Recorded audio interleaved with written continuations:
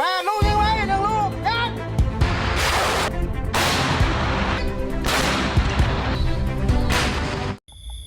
เสียงปืนดังสนั่นหวั่นไหวของกองทัพลาวซ่อมรบคลิปวิดีโอนี้อยากจะนำเสนอการซ่อมรบของกองทัพประชาชนลาวในปี 2022 และจะเอามาเปรียบเทียบว่าปี 2025 มันจะมีความเข้มแข็งคือแนวใดคลิปนี้จะพาทุกคนไปวิเคราะห์นำกันท่านผู้ชม FC แฟนคลับทุกท่านที่เคารพและนับถือปัจจุบันนี้ทุกคนก็กำลังพากันคองคอยอยากจะเห็นคลิปวิดีโอของการซ่อมรบลาวรัสเซียในรหัสลาลอดปี 2025 นี้ซึ่งจะจัดการซ่อมรบขึ้นอยู่ที่นครหลวงเวียงจันทน์ของพวกเราได้มีพิธีเปิดในมื้อวันที่ 15 ที่ผ่านมานี่เป็นที่เรียบร้อยแล้วละแต่ว่ามื้อนี้วันที่ 16 ยังบ่เห็นคลิปวิดีโอใดๆเล็ดลอดออกมาหลายคนก็ตั้งตารอคอยที่จะได้เห็นอาวุธยุทโธปกรณ์และก็เสียงปืนเสียงระเบิดที่รัสเซียกับลาวเฮาจะเอามาฝึกซ้อมว่ามันจะมีความยิ่งใหญ่คือแนวใดและมีอาวุธชนิดใด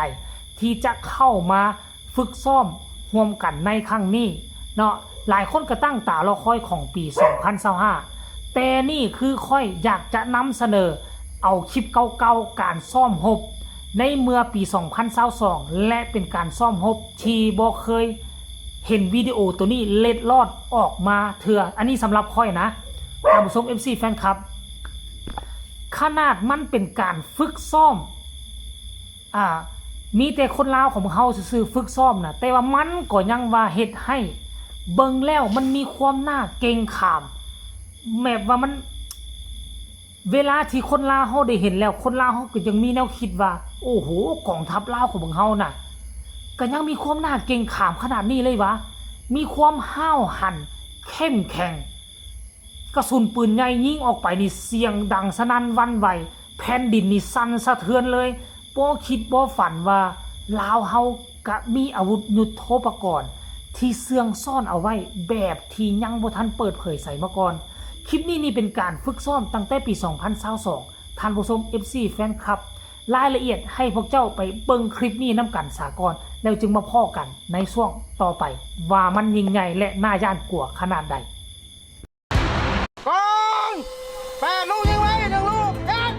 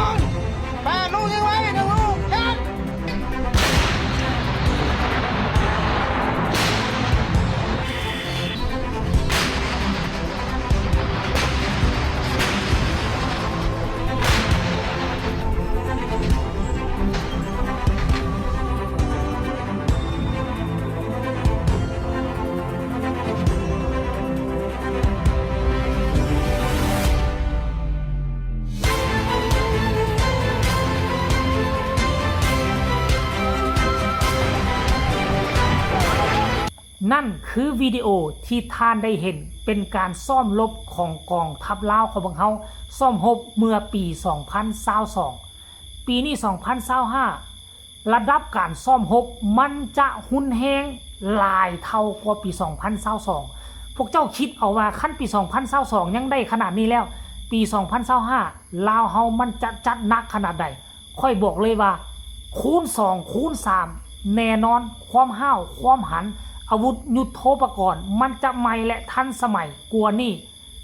ประเทศเพื่อนบ้านมาเห็นคลิปนี้แล้วคิดนักแน่นอนคิดจะบุกประเทศลาวมันบ่ได้ง่ายคือเจ้าคิดแล้วเด้อท่านผู้ชม FC แฟนครับหลังจากคลิปวิดีโอนี้ถูกโพสต์ลงไปนะในเพจห้องข่าว F4 วาซันเดในเมื่อประมาณ5ชั่วโมงที่ผ่านไปคนเข้ามากดไลค์กดแชร์หลายโดยเฉพาะคือคนเข้ามาคอมเมนต์เป็น 200-300 กว่าคอมเมนต์เลยท่านผู้ชมเดี๋ยวค่อยจะไปอ่านสู่ฟังอยากฟังความรู้สึกของประชาชนลาวหลังจากที่เห็นคลิปวิดีโอนี้เดี๋ยวคนลาวเขาคิดว่าจังไหนจะไปอ่านสู่ฟังกันแล้วกันเนาะ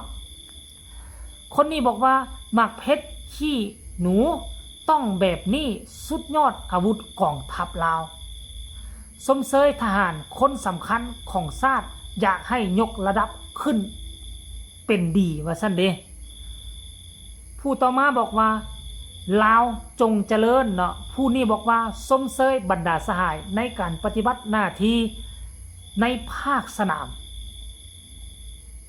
สมเสยทหารลาวเฮาใจสู้เด้อว่าซั่นผู้นี้บอกว่าเขมรภาค2เอาล่ะบ่ฮอดเขมรภาค2จังได๋วะคนต่อมาบอกว่าอุ่นใจเห็นแบบนี้แล้วก็เพิ่นก็มาตอบว่าอันนี้เป็นเพียงส่วนหนึ่งปัจจุบันอัปเกรดกว่านี้หลายอันนี้เป็นเจ้าของเพจเด้อเนาะเจ้าของเพจเนาะบ่ฮู้ว่าเพจตัวนี้เป็นของกองทัพลาวเฮาหรือบ่นะท่านผู้ชมเนาะมาเมื่อกี้คอมเมนต์เรานี่โอ้คอมเมนต์นี่ก็บอกว่าปกป้องประเทศชาติแต่ว่าเงินเดือนน้อยโพดว่าซั่นเห็นดีนะสุดยอดไอ้น้องทหารเฮาเห็นแล้วอุ่นใจว่าซั่นหมวกทหารบางรุ่นมีบอลติดตั้งกล้องส่องอินฟราเรดสำหรับตอนกลางคืนได้ว่าซั่นร้องของใหม่ยัดใส่เต็มเล้าว่าซั่นเดสมเสยเด้อหัวของชาติเนาะผู้นี้บอกว่าสมเสยขยันซ่อมเพื่อมีเหตุบ่คาดฝันลาวจงเจริญว่าซั่นเป็นกำลังใจให้ทหารลาวเด้อเอาสำหรับคำคิดคำเห็นก็นำมาฝากนำมาต้อนมาอ่านเพียงแต่สำนี้มันมีหลายคอมเมนต์แต่บ่สามารถเอาออกมาอ่านได้หมดเพราะเวลาของเฮาหยักจ่อยมอเข้ามาแล้วท่านผู้ชม FC แฟนคลับเนาะอันนี้เป็นการฝึกซ้อมเมื่อ 2-3 ปีก่อนหน้านี้เนาะและทานรู้สึกว่าจังไดเมื่อเห็นการฝึกซ้อมของทหารลาวของเฮาสำหรับตัวค่อยเองนะขนาด 2022มันยังยิงใหญ่ขนาดนี้เฮ็ดให้แผ่นดินสั่นสะเทือนสั่นสะท้านเพราะปืนใหญ่เพราะลูกปืนเพราะรถถังของประเทศลาวของพวกเฮาเพราะฉะนั้นปี 2025 จับตาเบิ่งให้ดีเพื่อนบ้านมีคนหนาวลุกคนหนาวพองเป็นแท้แน่นอนสำหรับคลิปนี้ฝากฝังเอาไว้สำนี้กันแล้วกันฝากทุกคนกดไลค์กดแชร์กดติดตามให้แน่เพื่อจะบ่พลาดในคลิปต่อไปที่สำคัญอย่ากดข้ามโฆษณาพบกันใหม่ในคลิปหน้าสำหรับคลิปนี้ขอกล่าวคำว่าสบายดี